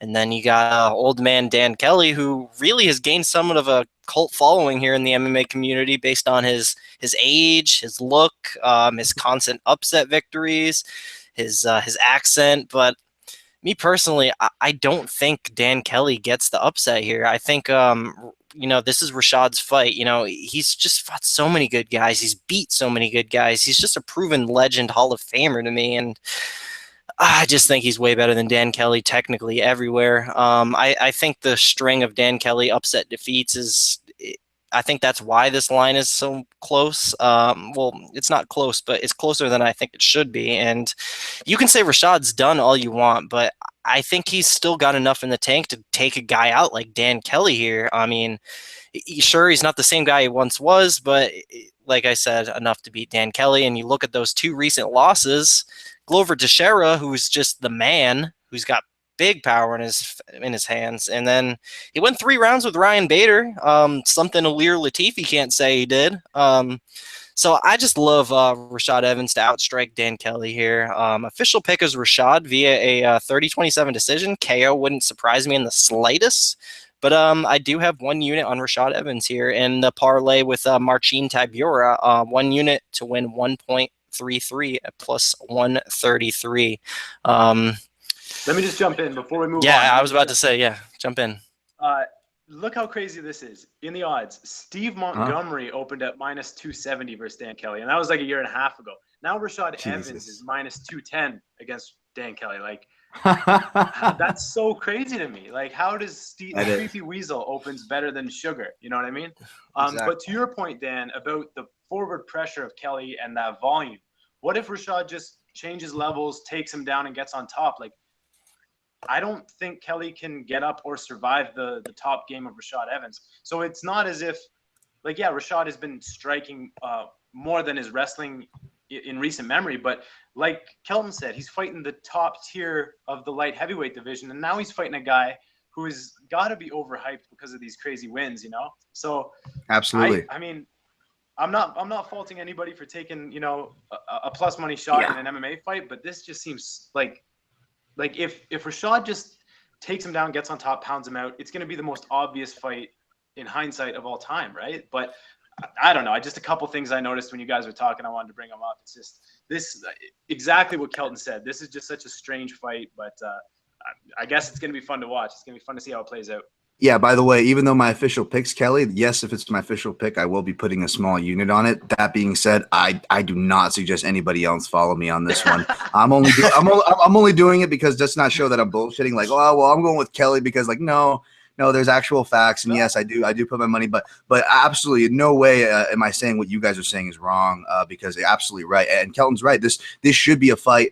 Rashad should win. Even if Rashad doesn't use his wrestling, which I think he should do, I want him personally as a fan to do. I think he has underrated grappling. I think, people don't give Rashad enough credit for his grappling. So I definitely want to see that path. But yeah, I mean, on paper, Rashad should be able to win this even without his wrestling, right? It's just so tough. There's so many questions out there for me. So yeah, this is the odds makers got us good on this one. You're right, Kelton. The odds makers got us good. We're all scratching our heads. So they did their job. Yeah. For sure, man. So moving on. Oh, here we go. Moving on to easily the best fight in MMA in God, man. This is probably the best fight in MMA since the McGregor-Alvarez fight. Nothing else really comes to mind to me. This is it, man. Cowboy Masvidal. That was an awesome fight. On paper, that was an awesome fight. Yeah. You got me there. But this is great in different ways, man. We got Khabib Nurmagomedov minus 175 taking on Tony Elkins Ferguson plus 155. And I'll start off with this one, man. I'm sure I'm going to get plenty of disagreements here, but here we go. Just like I said, amazing fight. That in this fight, really, it feels like the real main event. That's what most people are saying. This is the people's main event for sure. This is the one that people are talking about more than the main event. I'm pretty sure this has got to be the third time this fight's been scheduled, and both guys have just been killing it since then. I mean, Tony Ferguson going out there and outpointing a guy like Rafael dos Anjos over 5 rounds, super impressive. And Khabib going out there and submitting a guy like Michael Johnson in such a dominant fashion, such a big stage, super impressive. Both guys just been on an absolute roll, and they've been destined to meet. And I'm glad it's happening now, man. I mean, I feel like it's better that it's happening now than back then. I feel like now it's more of a statement that the winner of this fight is going to be the #1 contender. And I seriously hope that Conor McGregor does fight the winner of this fight. But getting into it, man, well, obviously, if you pay any kind of attention to the MMA betting scene in the slightest, you know that a majority of sharp bettors are betting Tony. But I'm on the other side, man. I am betting on Khabib here. This is just my opinion, but I can see why people think Tony will win. He's got more tools. He's more active in the fight game. He's got more ways to win. Yada yada yada. But really, the thing is, what Khabib does to people, his wrestling, that alone overrides everything and is more than enough to beat Tony here to me. It's just not only that, what historically Tony has struggled with, looking at the Danny Castillo fight, where he was just grinded out rather easily. Now, I did score that fight for Tony. Most people did, just because he was doing more off his back. But that's against an old, close to retirement Danny Castillo. Khabib on top, he's going to be doing way more than Danny did.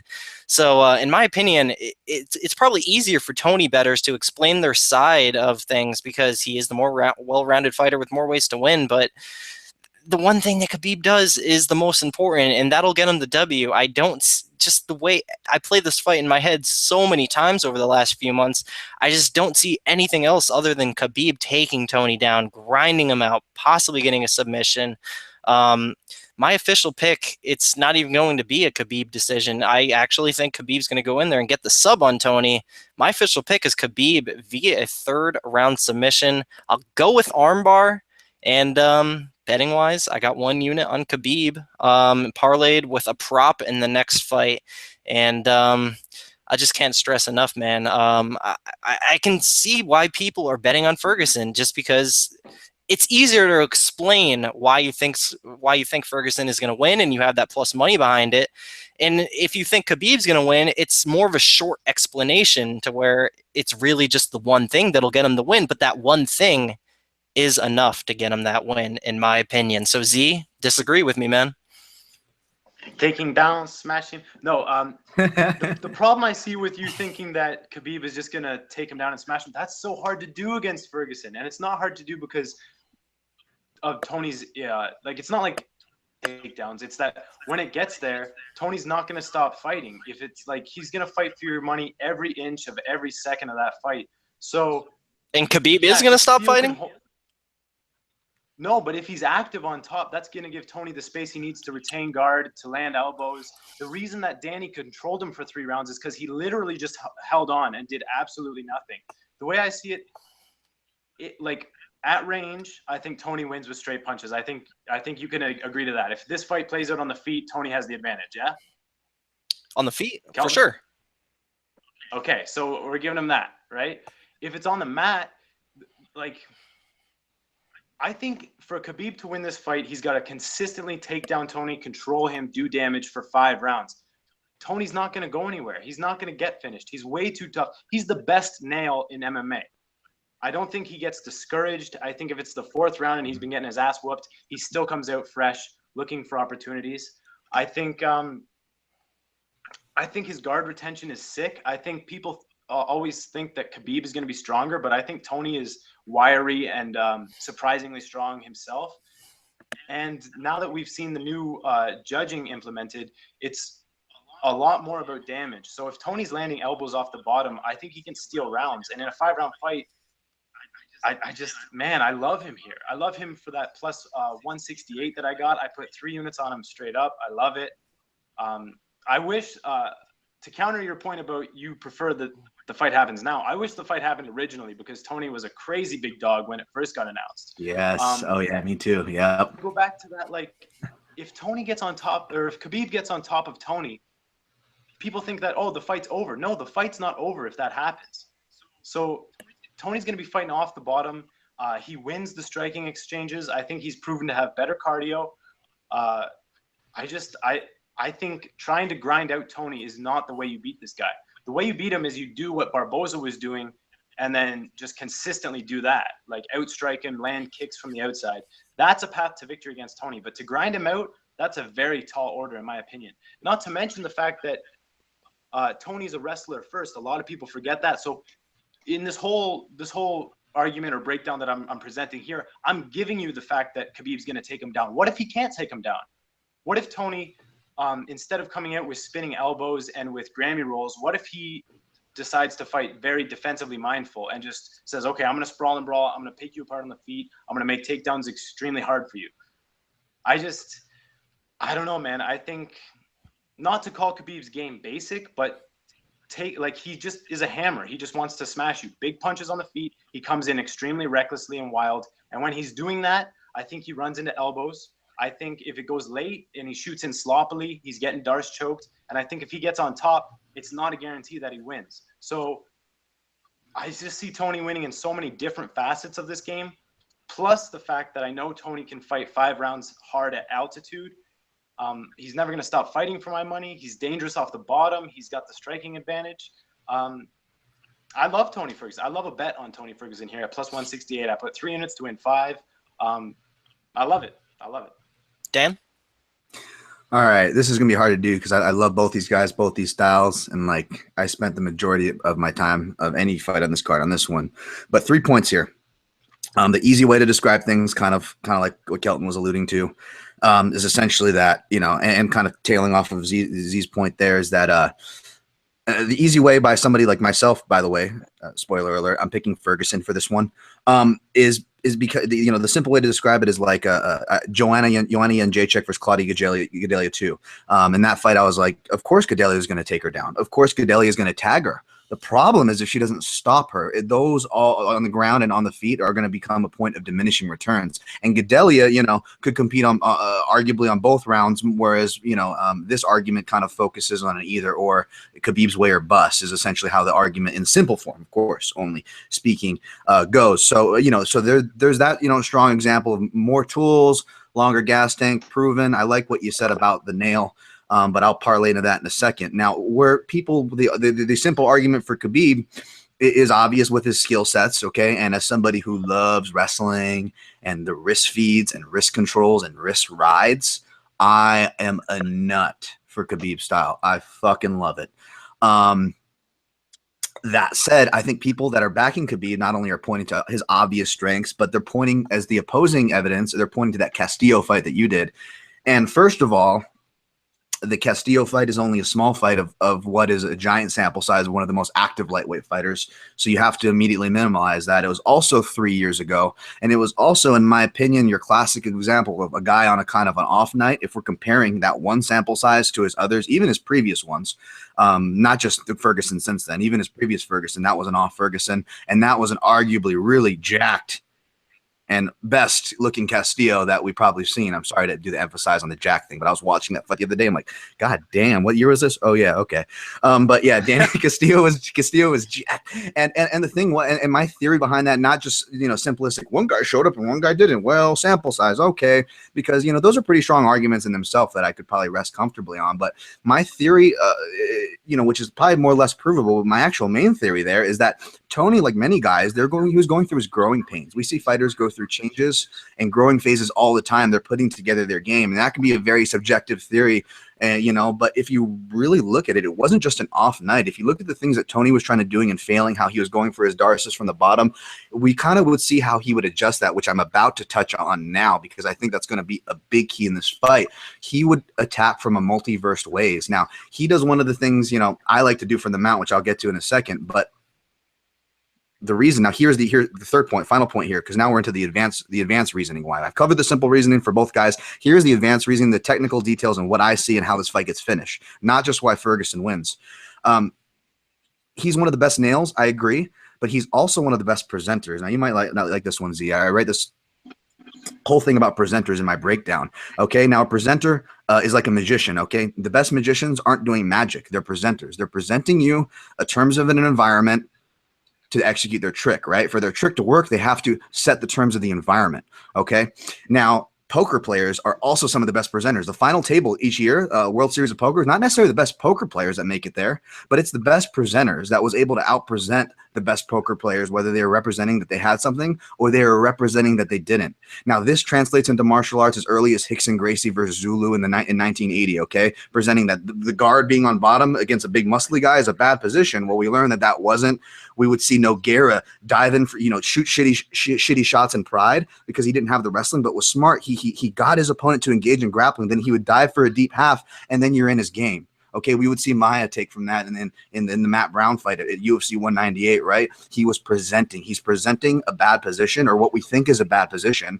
But just because you're giving a bad position doesn't make it a bad position. Now, the reason why I feel like I can speak on this, because not only, you know, I don't like to talk about my own experience. I grapple for this long or this or that, but as far as grappling goes, I'm more of a wrestling sensibility, like you know. Like Khabib, sure. Actually, no, more like a Tony. I'm a big fan of Granby rolls. I'll give my back. I will turtle out to stand, like we were talking about tropes of wrestlers.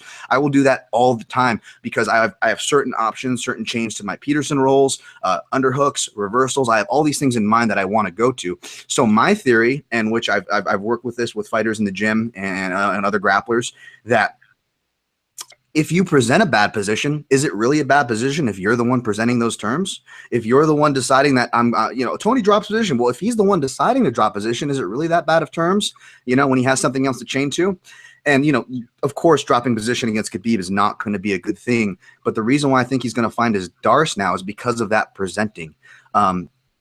Anytime Khabib goes for a takedown, he's so great at chaining, and he can go from like a double leg to an Uchimata, but most of them are traditional chains that are kind of chaining from doubles to singles, where he's keeping his head in the middle torso frame of his opponent's body. Now, he can out wrestle guys, and if Khabib's in on you that close, it's probably, you know, game over. You're going to the ground. But what that inherently opens up, anytime he locks up with him from that head first, okay, you don't need to be a wrestler to understand this. When just picture a guy against the cage getting pressed up against the cage for someone that wants to take him down. We see that 100 times a fight. Have that in your head. Anytime someone's doing that, guys, there's a front headlock there. Kind of like what Z said, if Khabib shoots a sloppy shot, that Darce is going to be there.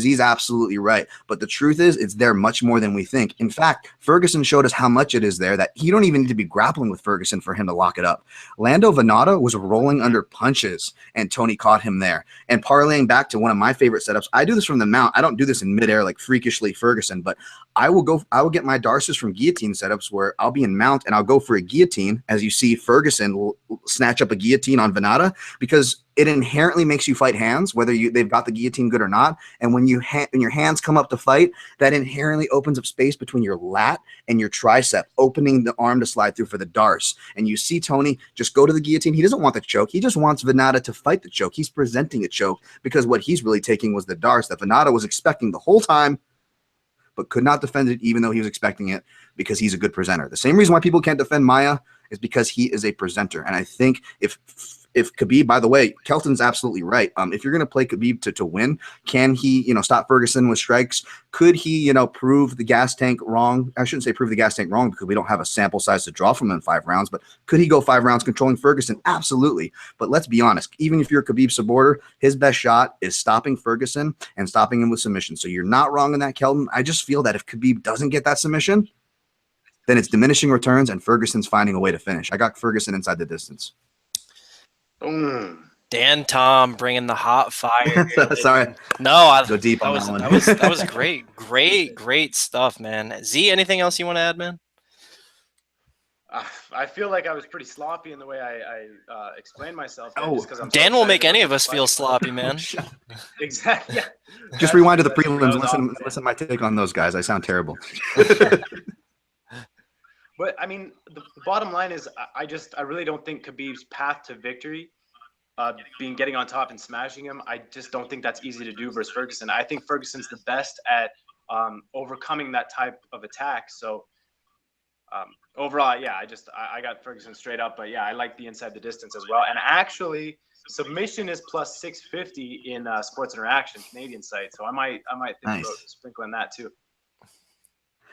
Not bad. If I was gonna bet Tony, if I was picking Tony, I would go with that submission prop right there. That's what I would go with. But I think another very realistic path to victory is he cuts him up with an elbow and gets a cut stoppage. So I mean, it's MMA. Anything can happen. When you have 5 rounds, 65, I always prefer to just take it straight. Those Russian guys, they're made of leather, though. That's the other thing a lot of Khabib supporters say is, oh, he's Russian, he grew up in Dagestan. Well, you don't need to grow up in Dagestan to be a tough, crazy guy. And I think Tony is crazy. Yes. You listen to him talk, he's just such an offbeat guy. He's the type of guy I can just imagine up there in Big Bear just hitting the heavy bag until 4 a.m, or hitting the speed bag until 4 a.m. You know what I mean? Just because he can. I love having my money on Tony Ferguson. I love it. Yeah, some of these guys, they definitely act out in front of the camera. I don't think Tony Ferguson is acting whatsoever. No, I think that's him, man. Tony Ferguson is Tony Ferguson. What you get is what you get. But moving on to the main event here, we got the rematch for the welterweight title of the world. We got Stephen Wonderboy Thompson minus 160 challenging the champ Tyron T. Woodley plus 140. And Dan, I will start with you on this one. I'll try to be much shorter on this one, guys. But like any good rematch, this one comes down to adjustments. Okay, so I went at it from that angle of adjustments. I'm fairly, I've done a lot of breakdowns on both Woodley and Wonderboy. Felt like I knew them pretty well. Felt like I had a pretty good beat on the fight, and I feel like not just my takes, a lot of people's takes, your guys' takes as well. I think a lot of our takes were proven right in their first fight, whether it was Tyron's takedowns, his leg kicks, his right hand, or Wonderboy's volume, his movement and his resilience. I mean, we saw all those things no matter what argument you had for either guy.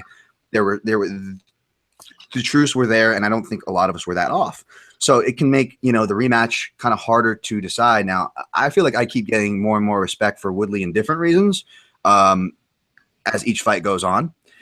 And part of me wanted to lean toward him here. And maybe it's because I'm trying to work against, my Kempo karate bias that I tend to have.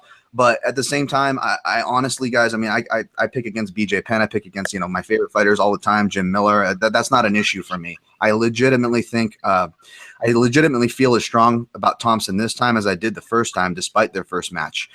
Just because diving into the adjustments real quick, I believe the obvious adjustments for Woodley are leg kicks and takedowns, because we called for that in the first place. And the times he actually did do that in the fight, which were limited, they worked a lot, and he didn't go back to it. The problem is, outside of those two things, not only do I see Thompson having more adjustments, but the main adjustment that I suspect Thompson is going to do in this fight will negate, or not negate, but it'll severely limit leg kicks and takedown looks. And that is from Thompson switching from orthodox, the way he originally fought, and going to a primarily southpaw. He has switched consistently throughout his fight tenure, but it wasn't only until that fight until we saw him use a strong amount of orthodox. Now, I think when you go back and watch Woodley and McDonald, he was using the same principle that McDonald used against Woodley to crowd him, which isn't bad. The problem was he was getting hit by the right hand. And the same reason why Freddie Roach turned a young Manny Pacquiao guys to southpaw, I don't know if you know this, is because Manny Pacquiao was getting hit by right hands a shit ton. in practice and as well as his fights if you go back and watch post that era. Now, going to a southpaw kind of opens that lane to where you can kind of see, everyone's like, oh, well, if you're a southpaw versus orthodox, open stance, and the power shot's right there because we hear Goldie say it all the time. That's true, but that like all truths in martial arts, it's only partial. That's not necessarily the case. We saw Josh Barnett successfully go to southpaw against Roy Nelson, who he never, Barnett's a heavyweight and he's old and he never fought southpaw, but he did it successful because he was working off that same principle to see the right hand. So I think Thompson is going to have all the encouragement in the world. That's going to limit the amount of takedown shots, and it's going to limit the amount of at least outside leg kicks, which are Woodley's preferred most damaging leg kicks. I think he's going to make the right adjustments and take it. Could Woodley win and do the same thing as before? Absolutely. And I would be completely happy for Tyron, but I feel good about Wonder Boy here, guys. All right. Well, me, man. I love that they made this rematch. First of all, there's definitely multiple ways they could have gone about Tyron Woodley's next title defense, and I'm very happy they give Wonder Boy this rematch. The first fight, it was so epic, man. I loved that fight. That really was one of my favorite fights of last year, and people were scoring it all over the place, although the draw definitely was the most common score. That's how I had it. And I want to say I'm glad they made this rematch because the first fight was close. But to me, the fight wasn't close. The round scoring was close. If that T Wood Wonder Boy 1 fight happened on the street for 25 minutes, there's no doubt who won. There's no doubt who's the better fighter. Tyron Woodley proved he was the better fighter. And to me, just like Dan said, the rematch is all about who can make the better adjustments. And I think the better fighter, the more athletic, younger fighter in Tyron Woodley will make the better adjustments and, go for takedowns, be a little more aggressive. Really confident in Woodley here. I did pick Thompson in the first fight. I stayed away from it betting-wise, but I'm not doing that here, man. My official pick is Tyron Woodley via a 49-46 decision, although a finish wouldn't shock me. And I am betting on the rematch here. I have 2 units on Tyron Woodley to win 2.4 units. And I also have that parlay. I got 1 unit on Khabib parlayed with not Wonder Boy wins in the distance at plus 115. So pretty high on Woodley here. Z, what do you think, man? Man, this is an interesting fight. Since this fight's happening, I think I have to tell the story of the first one. Yep, please. Many people know I bet Wonder Boy Thompson to be the champ by the end of the year. I bet that in like January of that year. So when this fight was originally made, it was 1 unit to win 25. And so then I hedged it with 10 units on Tyron to win 16. So no matter who won that fight, I was going to cash 15 units. And of course, it's a draw, the worst beat of all time. So this is like a bad dream, But it's so interesting, like the perfect hedge. But man, regardless, lesson learned. As far as this fight's concerned, I think if Tyron goes to a more wrestling-centered game plan and gets on top, he clearly dominated in the first round, and I think that would be easier path to victory. He can also catch Steven, like we saw in the first fight. So the fact that he's like plus 140, that to me seems a little disrespectful because we saw him have such great success in 2 of the 5 rounds the first time. But as far as who can make the adjustments, I agree with Dan that I think Wonder Boy, if he makes a few adjustments, if he changes his game plan a little bit more, and he did seem a little off. He seemed a little sluggish. Maybe that's just because most people look sluggish compared to Tyron. But I think if he changes a few things up, he can probably pick and poke and win or finish Tyron. So that Stephen Thompson doesn't win inside the distance. I don't know about that, Kelton, because Tyron's been taken out before. Nate Marquardt took him out. So I don't know. I could definitely see Stephen landing something sneaky and taking him out. For me, as far as gambling's concerned, it's Tyron or pass. If this line gets better, if it gets like plus 160 where it was in the first fight, I might have to put 1 unit there. But overall, it's just such a dynamic matchup. I don't know who's going to win. I'll be honest with you. I don't know who's going to win. Tyron can grind. Tyron can take him out with big shots. Wonder Boy can pick and poke. Wonder Boy can take him out with big shots. So, again, who knows? I'm passing as far as the bet's concerned. I guess I'll lean with Wonder Boy, though. Well, there it is. 12 fights down of this awesome card. And of course, I am going to go ahead and blindside my guest like I always do and ask them for their prediction for the fight of the night and prediction for 2 performance bonuses. To give them a little time to think about it, I will go ahead and go first. I am going with my fight of the night as Stephen Wonderboy Thompson, Tyron Woodley 2. I think the first fight was awesome. I don't see the second fight being any different. Love it, love it, love it. And then my prediction for performance of the night, man, gotta go with Khabib, man. I think Khabib gets that submission somewhere in the middle of the fight, makes a statement on Tony Ferguson. And my other performance of the night, I guess I'm going to go with Marcin Tybura, just because I feel like he's going to get another highlight reel knockout on the Brazilian here. Z, what about you, man? For performance of the night, I'll go with Yuri. I think he's going to land some good shots on Sanders. I just think Yuri's going to really style on him. And then the other one, I'll go with Tony Ferguson. I think we're going to see a nice bloody, real blood and guts type fight. Goes into the 4th round. Tony takes him out in the 4th round, either with a submission like a Darce, like Dan alluded to, or just via cut, via ground and pound cut, nasty. I think he's going to make a statement. So we're polar opposites there, but it's going to be a fun fight to watch. And then fight of the night, I'll go with the curtain jerker. Actually, I was going to go with Lando and Teymur, but I'll go with Morales and Andre. Maybe not. You might not win fight of the night, but as far as the type of fights that I like to see, I think this is going to be a real fun one to watch. Just I love watching Muay Thai in a cage play out like that, and I think that's what this fight's going to be. So yeah, there it is. Dan? I was with Z's original choice for fight of the night. I think it's just, Vanata and Teymur has got savagery written all over it for as long as it lasts. So I'm going to go ahead and do that. I think if Ferguson can pull off the upset, I think they're going to give him one. I'm again, the main event, I'm going to kind of leave out of this because it's just, but and then also, for my hipster pick, I like to go with a guy who not just obviously going to get a finish to make himself eligible, but he's going to have the character in the post-fight speech to really sell the crowd. And Paul Craig, I think, can do it if he gets the win. So Paul Craig will get the performance bonus, hopefully. If he has a translator. All right. Well, that's going to do it for us, guys. Awesome talking to you. I want to thank you both so much for coming on. It was really just a pleasure. You guys, honestly, both of you are 2 of my favorite guys to listen to talk about fights. So big thanks to you, both of you. If you want to give your shout outs, your plugs, now's the time to do it. Dan, I'll start with you. First of all, thank you for having me on, man. I really, really appreciate not just you, but Z as well. Both of you guys are key members of the community. Not just out there supporting and have your ears to the grindstone, but I'm sure you guys, whoever's listening to this, are familiar with you, both of you.